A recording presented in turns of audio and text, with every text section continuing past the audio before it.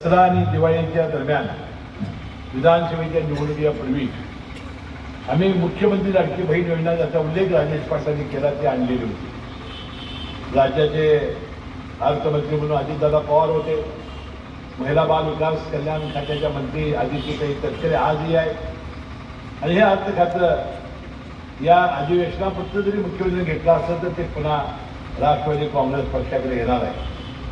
म्हणजे या तिजोरीची चावी ही राष्ट्रवादी काँग्रेस पक्षाकडे आहे। आणि दसऱ्या आणि दिवाळीच्या दरम्यान गेल्या विधानसभेच्या पूर्वी आपल्याला आठवत असेल आमच्या माता भगिनींना की 7,500 मुलीला आणि 7,500 आईला असे एकेका घरात 15,000 रुपये आले। दसऱ्या दिवाळीच्या बाजारपेठा फुल्ल झाल्या। लाडक्या बहिणींना नवऱ्याकडे साडीला पैसे मागायला लागले नाहीत, नवऱ्याने उसने घेतले अजून द्यायचे आहे। आणि गेल्या वर्षभरामध्ये या सगळ्या लाडक्या बहिणींना 46,000 कोटी रुपये आम्ही या वर्षभरामध्ये दिले आहेत। अनेक विकास कामांना कात्री लावलेली आहे। मी आता तुम्हाला विश्वास देणार आहे की ही योजना कितीही खर्च आला आणि कितीही विकास कामाला पैसा जरी कमी पडला तर लाडक्या बहिणींचे हे पैसे कधीही बंद होणार नाहीत। बंद केले की आमचं काय होणार आम्हाला माहिती आहे, कारण बंद आम्ही करू शकत नाही।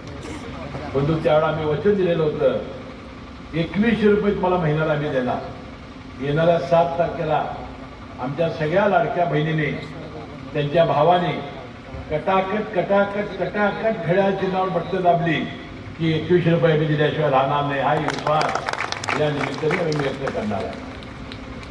पण 50% सवलत आम्ही महिलांना एसटी मध्ये दिली।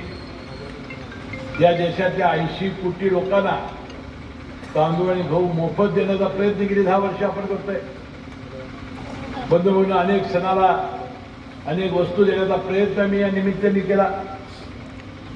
लखपती दिदी म्हणून बचत गटाच्या माध्यमातून आपण चांगली योजना आणली आणि त्याशिवाय ज्यांचे पैसे कोल्हापूर जिल्हा मध्यवर्ती बँकेमध्ये येत आहेत महिला लाडक्या बहिणीचे त्यांना आम्ही 30,000 रुपये बिनव्याजी देतोय।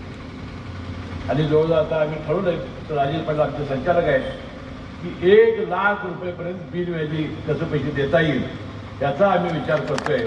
तर ते पैसे मात्र आमच्या बँकेच्या खात्यामध्ये बँकेत आले पाहिजे।